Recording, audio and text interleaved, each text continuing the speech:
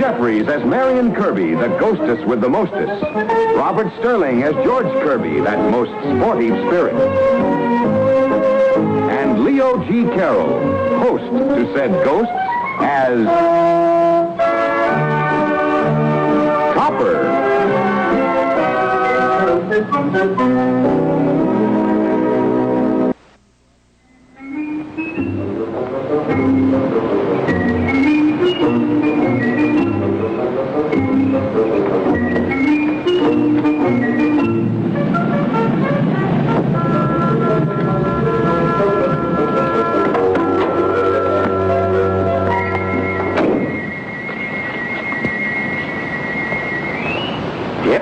This is it.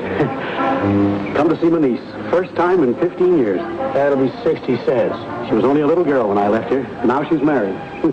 Never have met her husband. That'll be 70 cents. Oh, here you are, my boy. Keep the change. Sure anxious to see Marion. Hey, you. Wait a minute. What's this, Confederate money? That's a 50 rupee note, Indian, worth $10 in American money. Indian? What do I look like, Sitting Bull? All right. I'll get you some American money inside. Sure anxious to see Marion.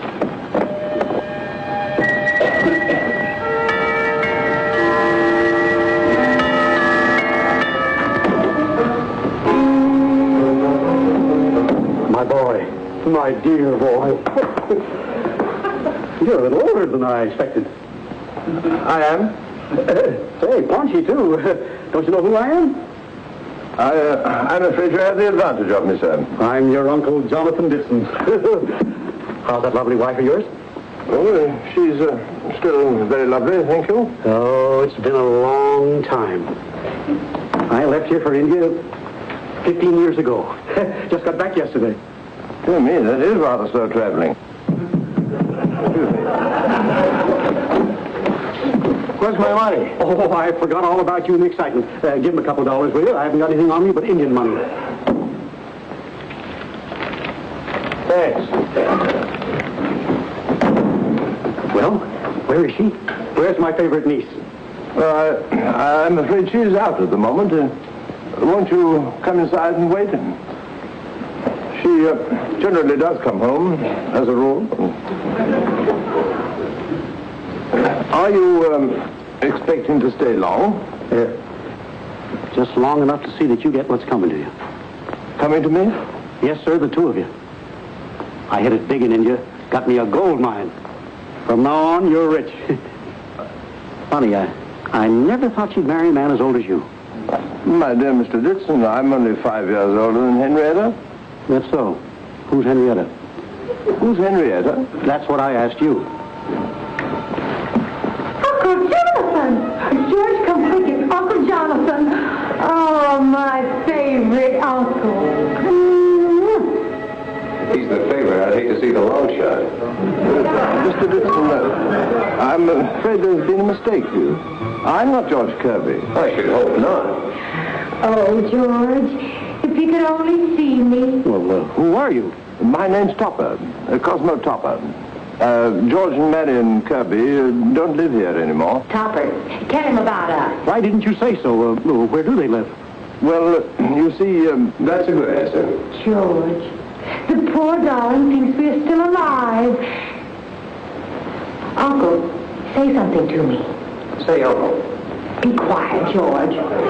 Topper, darling, break it to him gently. Mr. Ditson, I'm afraid I have bad news for you. Oh, George! Oh, darling. George and Marion, they were lost several months ago in an avalanche. Killed? We should have let him know. I don't mind. I think I'll get some air. Sort of get used to what's happened. I was awful fond of Marion. All that money and nobody to give it to. Money? Money? What money? George, how can you talk about money at a time like this? He says he struck it rich in India. Found himself a gold mine. He came to bring me can you talk about money at a time like this? Hey, wait a minute. Isn't this the uncle that always had some harebrained scheme? Uranium in Alaska, diamonds in Africa, gold in India? All I know is he adores me, and he's out there suffering. Topper, he'd feel much better if you'd tell him he was still around. You expect him to believe that? Well, we could do a few tricks to convince him, That's a good idea. Scare him to death. Then you can really get together. Oh, he won't be scared. Not if you tell him what we're doing and saying. Where are you going? I just got back. Yes, of course, so you did. Tell him, Topper, tell him. Can I offer you a drink? Oh, yes, I think so. You know, it's mighty nice of you to go all this trouble for a stranger. Not a bit, only too glad. How's that for service? How'd you do that? That's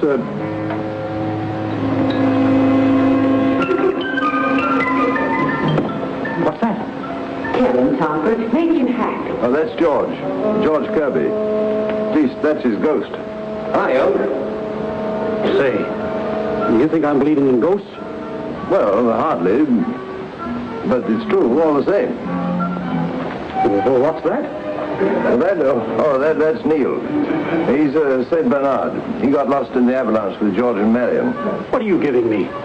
Your drink? All right, Neil, I'll get around to you in a minute. Let me freshen that, darling. I thought I'd seen everything. How do you do it? Well, I told you. It's your niece and nephew. Can you see them? Most of the time. For instance, I'm seeing them now. Well, if you can see them, why can't I? Yeah, why is that, Topper? Well, you see, I happened to be the first human they ran into after the accident. Oh. I suppose that's why they had to be audible and visible to me. What do you know? Marion and George. But that's Neil, the dog. George and Marion are over there. Hello, honey. Hi, George. He did believe it, Topper.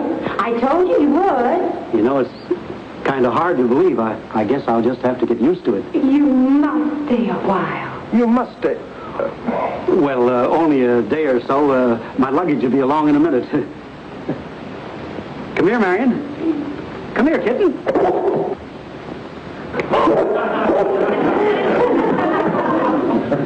Say, she plays kind of rough, don't she? Let's give him a hand, honey. Poor Uncle. Thanks, Topper. I thought I'd seen everything, but I can't see anything.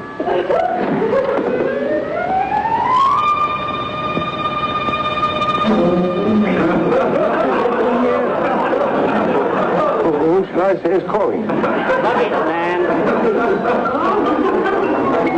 Oh, Mrs. Kipling. I take her with me wherever I go. Well, I hate to appear anti-British, but Kipling can't stay here. It's cute, but that's a rather blank expression. You're at the wrong end. I guess that's it, Mr. Dixon. Topper, have you got $10 on you? I think so. Yes, I'll give it back to you as soon as I go to the bank. Thanks a lot, sir. Mr. Dixon, if you're staying overnight, I suggest you find a place for Kipling. Well, she always rooms with me. Yes, I know, but you see, my wife doesn't know we have guests. If you don't mind, I think I'd rather introduce her to you first, and then your friend here afterwards, some other time. Yeah, get out of here, quick.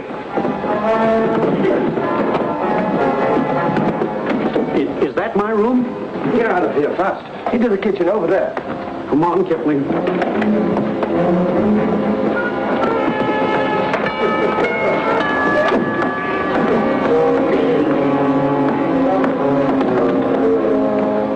Hello, dear. You'll never believe what happened. I think I would. That silly Miss Truesdale next door said she thought she saw an elephant coming up our walk. Silly woman. Elephant, indeed.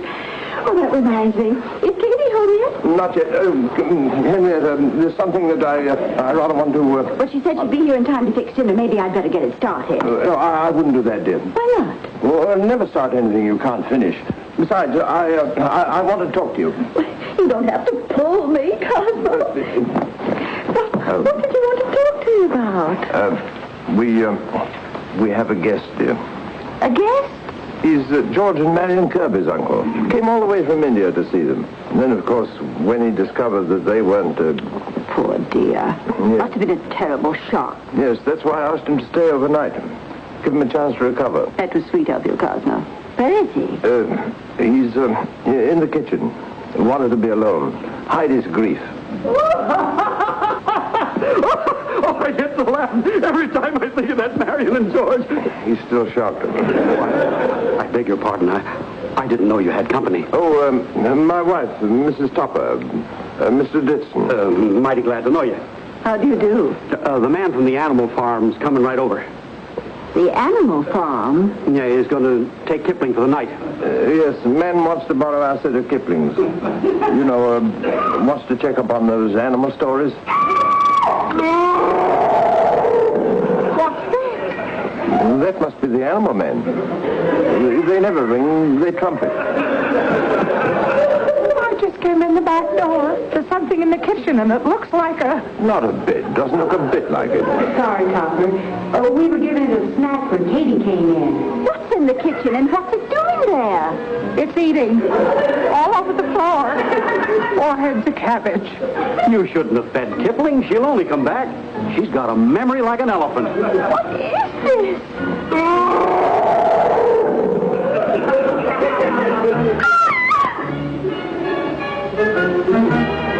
What is that?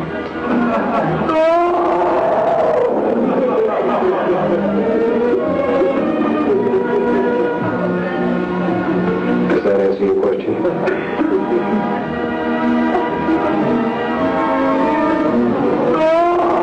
I was through. But Jonathan Ditson don't give up easy. He certainly don't. Very interesting, I'm sure. Now, if you'll excuse me. Oh, but you haven't heard the best part. Well, you explain it to Cosmo, and he'll explain it to me. Good night. Let's get out of here. By all means. That 400-mile trek through the desert is killing my feet.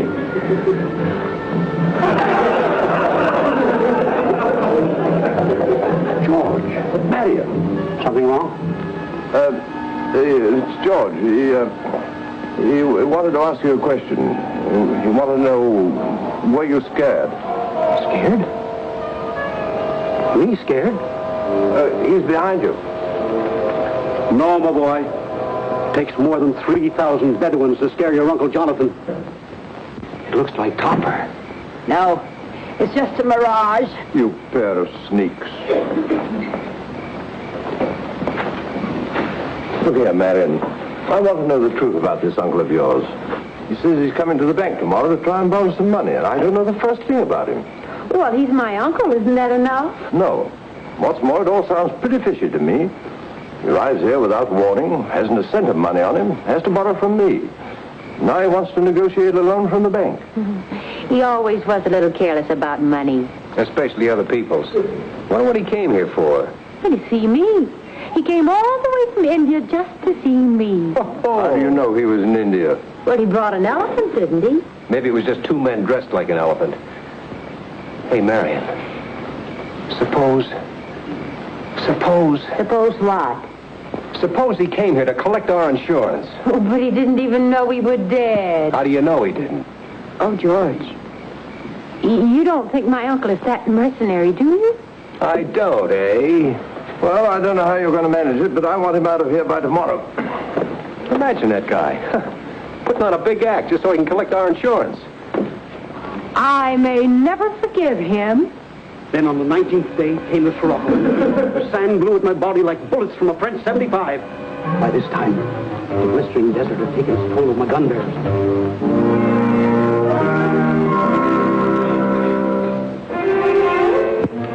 Yes, sir? Want to see Topper? I'm sorry, sir. Mr. Topper's gone home. Well, he knew I was coming. He got no right to go home. It was very important, sir. He had to meet Mrs. Baskerville to go over some accounts. She's the bank's biggest depositor. I'll bet I can buy her and sell her 8 times. You know what I'm worth? No, sir. Pardon me, sir. Is there anything I can do for you? Well, who are you? Well, I'm Mr. Schuyler, president of the bank. Won't you come in?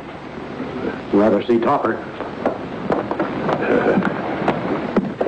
Won't you sit down, sir? Thank you.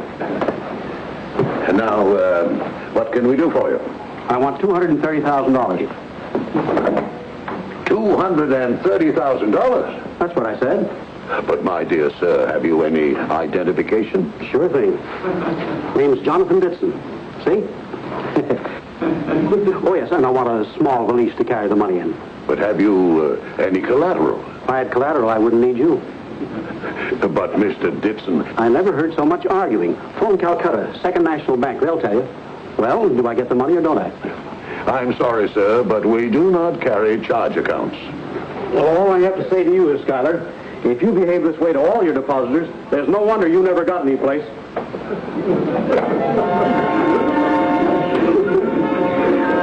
Mrs. Baskerville, you needn't have come here. I could have come to your house. I come and go where I please. Where's Schuyler? You sent for me, Mrs. Baskerville? Yes. I want to know why you kept Topper from investing my money in the Flynwood self-development. Well, I didn't think it was sound. Well, Topper did, and he was right. It might have happened the other way. But it didn't. I trust your judgment, and I'm not going to have it interfered with, except by me.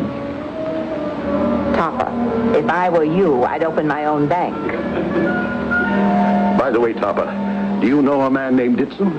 I've met him. Did you ask him to come into the bank today? What is this, a quiz program? I'm afraid this Ditson is an irresponsible character. He wanted to borrow $230,000 from the bank without any identification or collateral. Why bother me about it? I just wanted to know if Topper knew this man. Well, hardly. Just a passing acquaintance. Oh, Topper, where are you? Who's that? Buying some presents for Marion. I couldn't get any money from that old skinflint at the bank, so I had to charge it to you. Well, Topper, I thought you said Mr. Ditson was only an acquaintance. Did you call me, Uncle Jonathan? Well, a party. Well, if it isn't the old skinflint. No offense, ma'am. Don't mind me.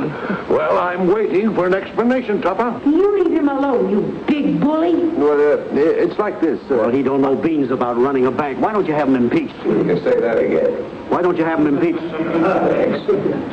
Uncle, please. Oh, so he's your uncle, huh? Well, not mine, theirs. Whose? Theirs, the Johnsons.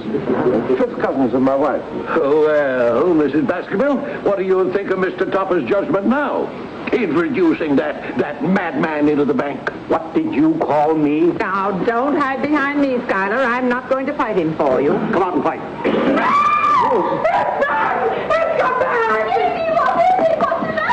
Mr. Topper, save me. Well, what's going on? What's wrong?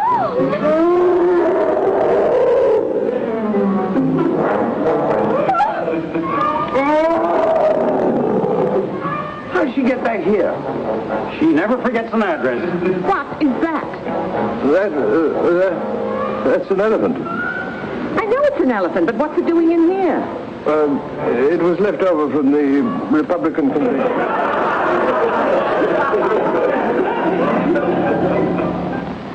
Well, I trust you have no other relatives who are waiting to drop in.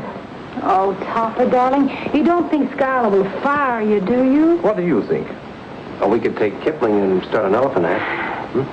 George, the least we can do for Topper is to get Uncle Jonathan out of the house.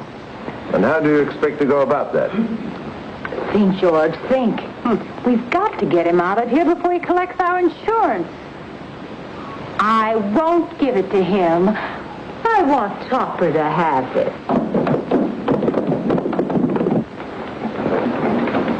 Well, gotta get along. What? You leaving? George and Marion with you? Right here. Before I go, I've got something here for my niece. Oh. $230,000? What is it, Indian money? What did she say? She says you shouldn't have done it. It's on an Indian bank, but Topper can cash it for you, can't you, Topper? Well, I haven't got that amount on me at the moment, but I'll see what I can do tomorrow. Well, Bye, honey. Bye, George. He may be a fake, but he's awfully sweet. She's kissing you goodbye, Uncle Jonathan. Come on, Kipling, let's hit the road. Goodbye, all. Goodbye, Uncle. Au revoir.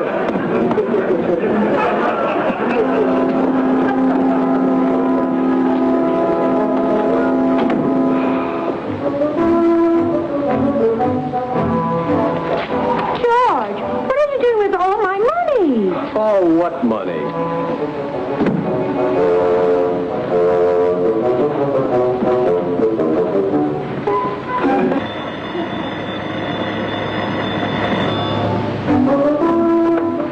Hello? Mr. Schuyler. Here he comes. Hello? What? What did he say? I'll be right back.